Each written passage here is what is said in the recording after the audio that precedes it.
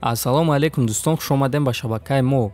Дар навори имрӯза оиди беҳтарин ва тозатарин хабарҳо аз ҷаҳони ММА гап мезанем. Интервюи калони Чарлз Оливера, ки дар он ӯ оиди Конор Макгрегор ва Дастин Порье ва пас задани Ҳабиб Нурмагомедов гап задааст. Люк Рокхелл боварӣ дорад, ки Исраил Адесанияро ба осонӣ мезана. Майкл Пейҷ ба UFC гузаштан мехоҳад. ва дар охир прогнози Али Абдулазиз дар ҷанги Ҳабиб Нурмагомедов ва Чарлз Оливера. Дар ягон ҷо ба ҳазур нишаста лайкро зер кунед, мо боша наворо сар мекунем. Чемпиони пешинаи UFC Люк Рокхелл чанд маротиба эълон кард, ки нияти ба вазни миёнаи UFC баргаштан дорад. Аз рӯи суханҳои Люк, ӯ боварӣ дорад, ки чемпиони UFC дар вазни миёна Исраил Адесанияро ба осонӣ зада метавонад, агар ки муҳорибаи онҳо баргузор гардад. Ман медонам, ки аз дасти Адесания чӣ корҳо меояд, чунки ман ӯро дер боз шуд, ки меомӯзам. Ӯ стили беҳтарин дорад, аммо ман фикр мекунам, ки ӯро дар бисёр ҷойҳо зада мешавад.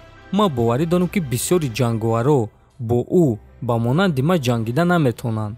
Агар ки ман ба ҷанг ба формаи хуб баром ва аз рӯи нақша кор кунам, пас ман ӯро ба осонӣ зада метавонам. Ва агар оиди текдавно гап занем, пас ман ин корро аз Ян Блахович дар ҷанг бар зидди Адесания дида хубтар мекунам, гуфтааст Рокхелл. хотиррасон мекунем, ки Люк Рокхелл муҳорибаи охирони худро соли 2019 бар зидди Ян Блахович дар вазни ним вазнин гузаронда буд ва бо тариқи нокаут шикаст хӯрда буд. Адесания боша хост, ки дар ду вазн чемпион шавад ва ба вазни ним вазнин барои ҷанг бо Ян Блахович баромад, аммо бо қарори доваро шикаст хӯрд. ҳозир Адесания омодагӣ барои реванш бар зидди Марвин Виториро дида истодааст, ки ин муҳориба рӯзи 13 июн ҷанги асосии турнири UFC 263 мешавад.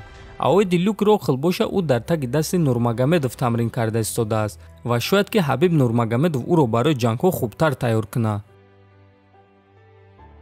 Топови ҷанговари Беллатор ва яке аз ҷанговарони хеле дурахшони ҷаҳон Майкл Пейҷ қоил шуд, ки ба UFC гузаштан мехоҳад ва худро дар он ҷо бо ҷанговарони сахт санҷидан мехоҳад. Марҳамат суханҳои Майкл. Агар гапа ростша гӯем, вақте ки ман аввалин бор ин корро оғоз кардам, ягона хоҳиш барои оғоз кардани ин кор ба UFC рафтан буд. UFC аз ҳама ташкилоти калон буд ва ҳоло ҳам аз ҳама ташкилоти калон аст. албатта ки дигар ташкилотҳо низ пайдо шуда истоданд. Не ки умуман вақте ки ман оғоз кардам, ҳама онҳое ки ба ММА меомаданд барои худ ҳадаф мегузоштанд, ки ба UFC бояд раванд. бисёри одамо то ҳол ин кора карда истодаанд. ман аз Беллатор ва мавқеи худ розиам. ман аз муваффақ будани худ лаззат бурда истодам. Не ки аниқ ман ҳис мекунам, ки ман бояд дар як вақти муайян ба UFC равам ва худро дар он ҷо санҷам. ман дар оянда ба он ҷо рафтаниам, не ки намедонам ки кай. барои оне ки ман бо Беллатор шартнома дорам ва дар он ҷо ман ҳадафҳое дорам, ки ман бояд ба онҳо расм, гуфтааст Майкл Пейҷ. дӯстон, як маротиба тасаввур кунед, Майкл Пейҷ бар зидди Исраил Адесания. фикр мекунам, ки муҳорибаи онҳо ба монанди филми Матрица мешуд. шумо чунин муҳорибаро дидан мехостен ё не? метавонед фикротонро нависен. менеҷери машҳур Али Абдулазиз гуфт, ки агар муҳорибаи Ҳабиб Нурмагомедов ва Чарлз Оливера баргузор мегардид, чӣ гуна ин муҳориба ба анҷом мерасид. биён суханҳои Алиро гӯш мекунем. Ҳабиб ӯро дар як раунд шикаст медод. албатта ки Оливера ҷанговари хуб аст, не ки Ҳабиб ҷанговари бузург аст. онҳо дарсадҳои гуногунанд. дар як раунд Ҳабиб ӯро маҷбур мекунад, ки ӯ бовариашро гум кунад ва баъд ӯро шикаст медиҳад. Оливера чунин феъли аҷиб дорад, ӯ рӯҳӣ мешиканад. Ҳабиб бошад дар ин кор таҷрибаи хеле хуб дорад. ягон кас рақибони худро ба монанди Ҳабиб шикаста наметавонад, гуфтааст Абдулазиз. хотиррасон мекунем, ки Чарлз Оливера Майкл Чендлерро шикаст дода чемпиони нави UFC дар вазни сабук шуд.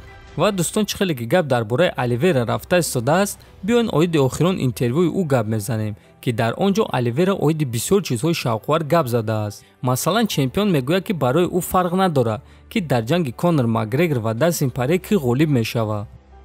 сеюм муҳорибаи Конор ва Порье ҷанги хуб мешавад.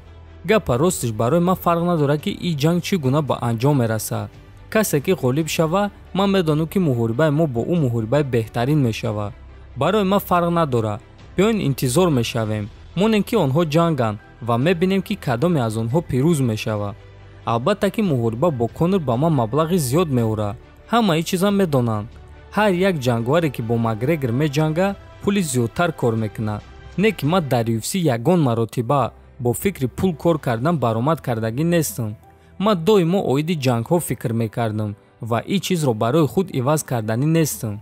касе ки бар зидди ман ба ҷанг барояд, ин ҷанги беҳтарин мешавад.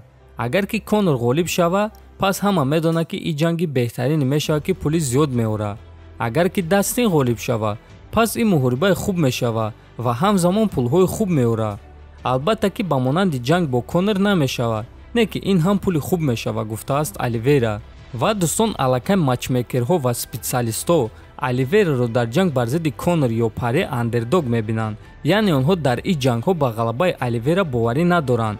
ва биён мебинем ки худи Оливейра оиди ин чиз чӣ фикр дорад. ин чиз ба ман дар ҳақиқат маъқул аст.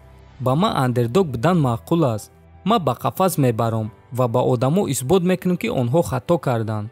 ман аз рӯзи омаданам ба UFC таърих эҷод карда истодаам. ҳар вақте ки ба ман мегуфтанд ки ман наметонам, ман ба онҳо исбот мекардам ки хато мекунанд.